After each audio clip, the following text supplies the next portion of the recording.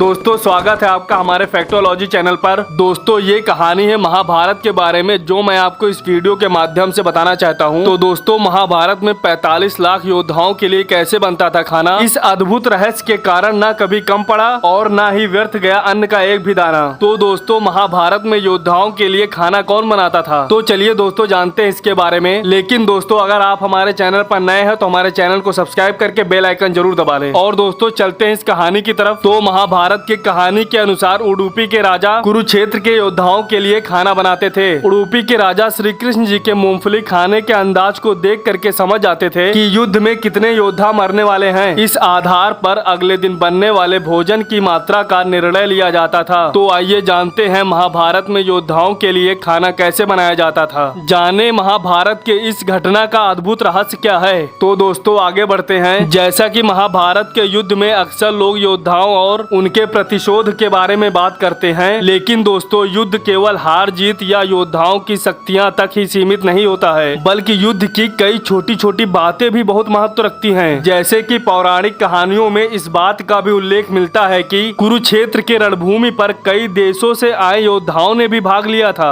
ऐसे में कभी आपने यह सोचा है कि इतनी बड़ी संख्या में आए योद्धाओं के लिए भोजन की व्यवस्था कैसे की जाती थी और साथ ही साथ अनाज को व्यर्थ होने से कैसे बचाया जाता था। तो आइए जानते हैं महाभारत के इस अद्भुत रहस्य को। तो महाभारत में 45 लाख योद्धाओं के लिए कैसे हुई खाने की व्यवस्था, तो चलिए जानते हैं। जब महाभारत में कुरुक्षेत्र की रणभूमि को युद्ध के लिए चुना गया था तो श्री कृष्ण सहित कौरव और पांडवों को अंदाजा हो गया था कि इस युद्ध में लाखों की संख्या में योद्धा भाग लेने वाले हैं। ऐसे में अपनी दूरदर्शिता के लिए प्रसिद्ध भगवान श्री कृष्ण ने कई छोटी छोटी बातों से योद्धाओं को अवगत कराया और इन बातों में योद्धाओं के लिए भोजन की व्यवस्था की जरूरी बात भी शामिल थी। जब यह बात उडुपी के नरेश तक पहुंची तो वे श्री कृष्ण जी से मिलने पहुंचे और हाथ जोड़कर निवेदन किया कि वे युद्ध में भाग नहीं लेंगे, लेकिन महाभारत के योद्धाओं के लिए भोजन की व्यवस्था जरूर करेंगे। तो दोस्तों 45 लाख योद्धाओं के लिए कौन बनाता था खाना। जैसा कि 45 लाख लोगों के लिए खाना बनाना भी अपने आप में एक बहुत बड़ी बात होती है। दोस्तों जैसा कि महाभारत की कहानी के अनुसार कौरव और पांडवों की तरफ अलग अलग देशों से आए हुए योद्धा लड़ रहे थे, जिनकी अनुमानित संख्या 45 लाख से भी ज्यादा थी। ऐसे में दोस्तों इतनी बड़ी संख्या में योद्धाओं के लिए भोजन की व्यवस्था करना असंभव लग रहा था, लेकिन उडुपी नरेश 45 लाख लोगों के लिए भोजन की व्यवस्था की। और कहा जाता है कि महाभारत की कहानी के अनुसार 45 लाख योद्धाओं के लिए हर दिन भोजन की व्यवस्था उडुपी के नरेश किया करते थे। उनके साथ सहायक के तौर पर कुछ और भी राजा शामिल थे जो अन्न की सामग्री का प्रबंध किया करते थे और हर शाम भोजन बनाने का हिसाब किताब होता था। और दोस्तों कुरुक्षेत्र की रणभूमि पर रोजाना हजारों योद्धाओं की मौत हो जाती थी। ऐसे में इस बात का लेखा जोखा रखना बहुत ही मुश्किल था कि अगले दिन भोजन कितनी मात्रा में बनाना है। महाभारत की कहानी के अनुसार हजारों योद्धाओं की मौत के बाद भी योद्धा युद्ध में अपने अपने पक्ष की तरफ से लड़ते थे, वहीं कुछ और योद्धा युद्ध में शामिल होने के लिए पहुंच जाते थे। ऐसे में भोजन का लेखा जोखा तैयार करना बहुत मुश्किल हो जाता था, लेकिन उडुपी के राजा ने इस समस्या का एक ऐसा रास्ता तलाशा था जिससे सही मात्रा में भोजन बनाना आसान हो जाता था और एक ऐसा भी तरीका ढूंढ निकाला था जिससे कि भोजन को बर्बाद होने से रोका जा सकता था। एक दिन उडुपी नरेश अपनी समस्या लेकर श्री कृष्ण जी के पास गए। वहां जाकर उन्होंने श्री कृष्ण जी से हाथ जोड़कर इसकी जानकारी मांगी कि यह कैसे सुनिश्चित किया जाए कि अगले दिन भोजन कितनी मात्रा में बनाना है। फिर श्री कृष्ण जी उडुपी नरेश की बात सुनकर मुस्कुराए और उन्होंने